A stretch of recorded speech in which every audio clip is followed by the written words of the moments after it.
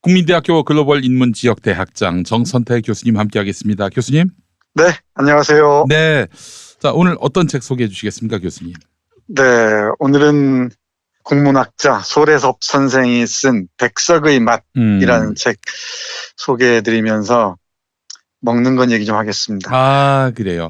백석의 맛. 그 아내의 맛이라는 예능 프로그램이 있다고 하는데, 네, 이거는 이제 백석의 맛이라고 하는 것은 백석의 어떤 식사, 이런 그렇죠. 음식, 백석이 네. 선호하는 음식, 뭐 이런 얘기입니까? 네, 백석의 시에 나타난 맛 얘기입니다. 음식 얘기고요. 네네네. 이 백석의 시에서 음식을 빼놓으면은 뭐 시가 성립하지 않는다고 할 정도로 아주 중요한 부분을 차지하는데요. 전에 제가 그 또 동치미, 그리고 국수 그 얘기 또 슬쩍 언급했잖아요, 교수님. 맞아요. 그래서 오늘 이 책 골랐습니다. 사실은. 그리고 날씨가 갑자기 많이 추워졌어요. 네네네. 우리 김 PD 정치 얘기하시느라 힘드실 텐데 또 네네. 검찰하고 싸우시랴 우리 언더웨어 팀들하고 싸우시랴 많이 고생 많으신데 예, 네, 저는 좀 딴소리 좀 하겠습니다. 예, 그럼요, 교수님. 이 백석의 맛을 본격적으로 말씀드리기 전에 네. 오늘 같은 날 딱 생각나는 시 구절이 있어요. 백석 시 중에. 네. 그 서행시초라는 그 시리즈 시 중에 하나 구장로라는 작품이 있는데 예. 구장로. 이 구장로는 영변, 평안북도 영변에 있는 지명 이름입니다. 구장로. 예. 네, 구장로. 그 길로자죠? 네, 그렇습니다. 예. 그 시가 있는데 시의 한 구절 보면 이래요. 한번 들어보세요, 우선. 네. 이젠 배도 출출이 고팠는데 어서 그 옹기장사가 온다는 거리로 들어가면 무엇보다도 먼저 주류 판매업이라고 써붙인 집으로 들어가자. 그 뜨스한 구들에서 따끈한 35도 소주나 한 잔 마시고 그리고 그 시래기국에 소피를 넣고 두부를 두고 끓인 구수한 술국을 특은히 몇 사발이고 왕사발로 몇 사발이고 먹자. 네, 이런 시가 있습니다. 네, 쭉 여행을 하는 중입니다. 평안도 영변 쪽을 여행하는 중인데요. 네. 힘들게 비 맞으면서 걷다가 이제 그 시장터가 가까이 다가오는 모양이죠. 배는 점점 고파오겠죠. 그러니까 맨 먼저 이 주류 판매업이라고 써붙인 간판을 써붙인 집으로 들어가서 그 따끈한 구들에서 35도 소주나 한 잔 마시고 거기에 시래기국에 소피를 넣고 소피라는 것은 선지를 말하는 거죠? 그렇죠. 입맛 따시기 없게 두부를 두고 끓인 구수한 술국을 흔히 몇 사발이고 마시자고 얘기합니다. 이 백석시에서 먹을 거리는 참 대단한 이미지로 우리에게 다가옵니다. 근데 단순한 뭐 먹을거리를 늘어놓는 수준이 아니고요. 1930년대 중후반 이제 본격적으로 근대화가 시작되면서 식민지하에서 근대화 시작되면서 이제 맛까지도 평준화되기 시작하는 거예요. 네, 예를 들면은 혹시 그 아지노모토라는 조미료 이름을 들어보셨을지 모르겠는데 그 미원의 원조입니다. 미원의 원조. 이 만미자가 그 일본어로 아지고요. 이 원자가 으뜸 원자가 일본어로 모토입니다. 그래서 아지노모토 미원이네요, 말 그대로. 그렇죠, 똑같습니다. 똑같습니다. 아지노모토가 들어오면서 완전 식탁을 장악해 버렸다 그러죠. 이 맛이 평준화되는 겁니다. 그러니까 맛에 어려 있는 고유성이나 그 기나긴 이야기들이 다 휘발돼 버리는 거죠. 백석의 시에서 흔히 볼 수 있는 이 수많은 지역어들, 특히 평안도 정주 지방의 지역어들도 같은 맥락에서 이해할 수 있습니다. 표준어로 인간의 사고나 정서가 획일화되는 것을 우려했던 모양이에요. 저는 백석의 방언, 백석의 지역어야말로 백석이 고유한 그 정서와 정신을 지키고자 했던 진지라고 저는 생각을 하는데 음식도 그랬던 것 같습니다.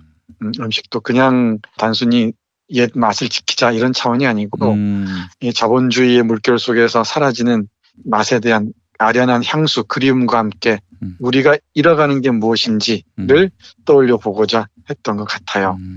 그래서 이 솔에서 선생의 백석의 맛이라는 그 책을 보면은 백석의 시와 함께 이 시에 담긴 음식 그리고 음식에 담긴 마음들을 쭉 풀어놓고 있는데 어렵지 않게 읽을 수가 있습니다. 그중에 이런 문장이 있어요. 잠깐 보겠습니다. 네. 서구와 달리 음식에 대한 우리의 전통적인 사유에는 고대의 영성주의가 오랫동안 남아있었다. 우리 고유의 전통에서 음식은 우주와 자연의 법칙을 담은 것이었다. 주식의 선택은 기후만이 아니라 우주적인 법칙과 관련된다. 세시 풍속에서는 우주의 순환을 나타내는 각 절기마다 특별한 음식으로 그 절기의 징표를 삼았다. 이를테면 정초에는 떡국, 동지에는 팥죽, 대보름에는 무와 두부를 먹었다. 네. 그 음식에 대한 우리의 그 사유 속에는 오랫동안 영성주의 전통이 남아있다고 얘기하네요. 영성주의 전통이요? 네, 그렇습니다. 영혼이 깃들여 있다는 것이죠. 음식 속에. 실제로 백석은 그런 관점에서 시를 씁니다. 국수라는 작품도 그렇고요. 우리 나중에 소개해드리겠습니다만 선우사라는 작품도 그렇고요. 예, 많은 작품들이 음식 관련 작품들이 바로 오랫동안 내려온 이야기들을 담고 있고요. 그리고 우리 약 한 재를 끓이더라도 그 곱돌 탕관에 끓는 그 탕약 속에도 수많은 사연들, 수많은 숨결들이 깃들여 있다는 것이죠. 음식 한 그릇, 밥 한 그릇, 그 보약 한 재의 한 사발 속에 수많은 사연과 정성과 이야기들이 깃들여 있다는 얘기입니다. 네. 예를 들면 오래전에 제가 우리 김 PD와 함께 잠깐 읽었던 적이 있고 네. 또 제가 여기저기서 소개해드린 적이 있는 작품이 바로 국수라는 작품인데요. 아, 그래요. 이 국수는 냉면이라고 그랬죠. 네. 평양냉면이죠. 정확히 말씀드리면은 이 평양냉면 한 그릇에 깃들여 있는 사연들이 얼마나 깊은지 제가 다시 설명드리지는 않겠습니다만은 요 한 구절은 잠깐 보셔도 좋을 것 같아요. 네. 이 반가운 것은 무엇인가? 이 희스무레하고 부드럽고 수수하고 슴슴한 것은 무엇인가? 그리고 조금 건너뛰어서 이런 구절이 이어집니다. 이 조용한 마을과 이 마을의 의젓한 사람들과 살뜰하니 친한 것은 무엇인가? 이 그지없이 고담하고 소박한 것은 무엇인가? 아이고 참. 이게 바로 국수인데요. 이 국수에 이렇게 깊은 사연들, 우리 한 마을에서 살았던 수많은 사람들의 의젓한 마음이 깃들여 있다고 얘기합니다. 그래서 이 국수는 그냥 우리 앞에 놓이는 게 아니고 우리 저자 소래조 선생의 표현에 따르면 이렇게 우리에게 다가옵니다. 잠깐 볼까요? 네. 국수는 하룻밤 뽀얀 흰김 속에 접시귀 소기름 뿌리 뿌연 속에서 어느 순간 후련히 나타난다. 곰의 등에 엎여서 자라났다는 할머니나 산 너머까지 들릴 만큼 커다랗게 재채기를 했다는 할아버지처럼 국수는 실화나 전설 속의 초월적인 존재와 같이 등장한다. 백석은 국수를 준비하는 과정을 반가운 것이 온다라고 표현함으로써 마치 음식을 준비하는 과정이 오래전부터 예정된 신성한 운명인 것처럼 말한다.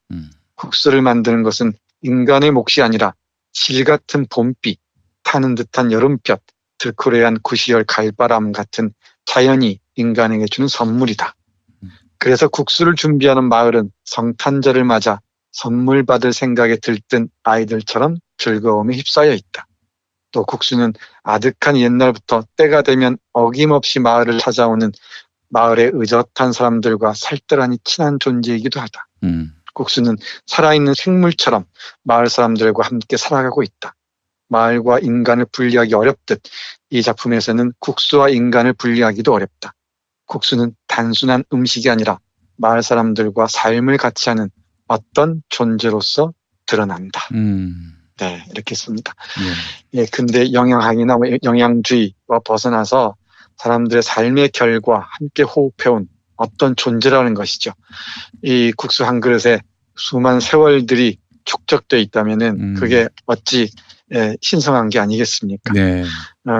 사실 이 책을 떠올리게 된 계기는 어젯밤에 우연히 그 다큐멘터리를 봤어요. 네. KBS에서는 창이라는 다큐멘터리를 봤는데 미슐랭인지 미쉐린인지 이런 데 있지 않습니까? 네. 무슨 별점 주고 하는데 윤과 명관이 한 그 별점 주고 하는데 다 돈을 주고 별을 팔았다는 거죠. 이렇게 맛을 팔아먹는 게 말이 되는가 하는 생각에 머릿속에 맛에 관한 책을 떠올리다가 이 백석의 맛이 좋지 않을까 싶어서 이제 골랐습니다. 물론 이 추운 날 고생하는 우리 김 PD를 위로하기 위해서이기도 하고요. 네, 이뿐만이 아닙니다. 이 책에 저도 주목할 만한 문장들이 많이 있는데요. 우리가 음식을 먹더라도 그 식물성 음식이든 동물성 음식이든 다른 동물이나 다른 식물의 몸을 먹는 거 아니겠습니까? 그렇죠. 이 몸을 먹는데도 늘 고마움을 표한다는 점에서 백석은 대단히 각별합니다. 앞에서 말씀드렸던 선우사라는 작품이 그런데요. 이 선우사는 낡은 그 밥상에 흰밥과 그리고 가재미구이 네. 그리고 내가 앉아서 쓸쓸한 저녁을 먹는 풍경을 그리고 있습니다. 그리고 이 흰밥과 가재미와 내가 무슨 속 얘기를 하듯이 얘기를 두런두런 하면서 정답게 함께 먹고 먹히는 겁니다. 대단히 그 샤머니즘적이기까지 해요, 이 부분은. 네. 그래서 이 가재미는 물밑 깨끗한 모래톱에서 긴 세월 동안 잔뼈가 굳었고요. 또 쌀은 논에서 다닛을 먹고 나이가 들었고요. 그리고 나는 외딴 산골에서 다람쥐 동무하고 자라서 이렇게 하얗다고 얘기를 합니다. 네. 그리고 아무 욕심 없이 거친 가시 하나 없이 이렇게 조용히 앉아서 누구도 부럽지 않게 밥을 먹는다고 하네요. 네. 여기 이 문장 보십시오. 네. 우리는 하는 얘기는 흰밥과 가재미와 나입니다. 우리들은 가난해도 서럽지 않다. 우리들은 외로워할 까닭도 없다. 그리고 누구 하나 부럽지도 않다. 흰밥과 가재미와 나는 우리들이 같이 있으면 세상 같은 건 밖에 놔도 좋을 것 같다. 네, 아주 소박한 밥상인데도 이렇게 내적으로는 풍성합니다. 이 시를 두고서 소래접 선생은 이렇게 씁니다. 잠깐 볼까요? 네. 모든 동식물이 음식이 될 잠재적 가능성이 있기 때문에 샤머니즘에서는 모든 동식물이 인간과 친구나 친척 관계를 맺고 있다고 본다. 백석의 시에서 동식물을 친구처럼 호명하는 것은 의인화라는 기법으로 설명될 수 있는 차원에 그치는 것이 아니라 샤머니즘적 인식론이 내면화한 결과로 보아야 한다.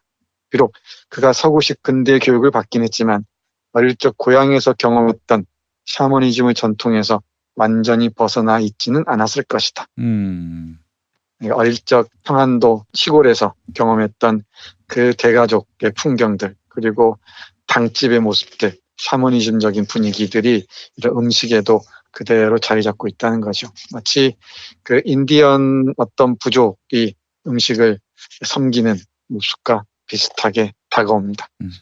이렇게 앞에서 국수 말씀드렸습니다마는 백석의 시에서는 음식이 단순히 배를 채우는 게 아니라 사람들과 함께하는 매개물이라는 점을 강조합니다. 우리가 밥 한 끼 먹자는 얘기하지 않습니까? 네. 이 밥 한 끼 먹는다는 건 그야말로 하나의 의식을 치르는 행위라고 보는 네. 거죠. 네. 제가 요즘 우리 도골 선생의 마가복음 강해를 역주행하면서 쭉 듣고 있는데 예. 우리 벙커원 교회에서 한 그 강의를 너무너무 재밌습니다. 예. 그 오리지널리티를 어떻게 제대로 보여주는지 감동적으로 듣고 있습니다. 물론 마가복음 강의를 샀습니다. 근데 몰랐는데 벙커원 교회와 도울 선생이 함께 출발하신 모양이에요? 이제 사실 벙커원 교회의 신앙 고백문이요. 그 우리 도울 선생님이 만들어 주셨어요. 또 우리 도울 선생님이 이제 초창기에 진정한 새로운 기독교 운동이 필요하다라고 말씀을 해주셨고 네. 제가 어떻게 그걸 실현할까 고민하다가 도울 선생님 도움 많이 구해서 오늘에 오게 된 거죠. 예. 그랬군요. 저는 그 마가복음 강의 그 강의 들으면서 이런저런 사정을 알게 됐습니다. 잘 몰랐는데 대단히 유익합니다. 그렇습니다. 마가복음이 사실 모든 복음서의 출발이죠. 예. 네. 형이고요. 예. 네. 근데 우리 순서는 마태부터 시작하잖아요. 네, 그렇습니다. 도울 선생님 말씀이 딱 맞는 것 같아요. 예. 이 구약과의 친연성 때문이다고 생각하신 게. 그렇죠. 네, 아무튼 많은 공부하고 있습니다. 예. 아무튼 이곳에서도 함께 식사한다는 게 대단히 중요하지 않습니까? 최후의 만찬을 포함해서. 이와 관련해서 우리 저자의 얘기 좀 들어보겠습니다. 네. 그러니까 미각은 그냥 개인적이나 주관적인 것을 넘어서는 뭔가가 있다는 겁니다. 공동체와의 어떤 매개로서 음식의 역할이 있다는 거죠. 네. 잠깐 보겠습니다. 백석시에서 미각의 주관성이 극복되는 것은 미각을 동반하는 음식이 신성한 것들이나 공동체와 관련될 때 가능하다. 오늘날에는 도시화가 진행되고 음식을 사 먹는 경우가 많아지면서 혼자서 식사를 하는 경우가 많다. 그러나 도시적 삶이 일상화되기 이전의 식사는 대개 여러 사람과 함께 먹는 것을 의미했다. 먹는다는 것은 혼자서 굶주림을 해결하는 행위가 아니라 상대방에 대한 환대, 공동체의 의식, 종교적 제의로서 존재했다. 이때 먹는다는 것, 즉 미각 경험이라는 것은 개인의 주관성을 넘어 객관적이고 보편적인 성격을 확보하게 된다. 네, 국수뿐만 아니고 여운한 골쪽이나 고야 등등에서 볼 수 있는 부분들이죠. 네. 서양 철학과 동양 철학에서 얘기하는 음식에 관한 부분도 대단히 흥미롭습니다. 백석 좋아하시는 분들 백석 씨와 함께 소래서 선생의 백석의 맛 함께 읽으시면은 네. 백석 씨를 훨씬 깊이 있게 이해할 수 있지 않을까 싶기도 합니다. 네. 시간이 조금 허락하나요? 이 교수님 짧게 좀 해서 해주시면 어떨까요? 네. 네네. 네, 마무리하겠습니다. 네. 우리 백석 씨 중에 꼴뚜기라는 작품도 있는데요. 꼴뚜기에서도 꼴뚜기 한 점을 먹더라도 꼴뚜기의 사연들을 읽을 수 있어야 한다고 얘기를 합니다. 제가 우리 김영민닷컴에서 얼짱 쭈꾸미를 종종 시켜 먹는데 오늘 강화 와 있을 텐데 우리 그 쭈꾸미의 이야기에도 귀를 기울여 봐야 될 것 같습니다. 네. 그 꼴뚜기에게 고마움을 표하면서 먹을 때 우리 삶도 훨씬 풍요로워질 수 있다는 것이 백석의 생각이었다고 이 백석의 맛의 저자 소래조 선생은 말합니다. 네, 알겠습니다. 교수님 오늘 입맛을 잔뜩 다시게 만드는 소래섭 선생의 백석의 맛 소개해 주셨습니다. 교수님 내일 또 뵙도록 하겠습니다. 네, 고맙습니다.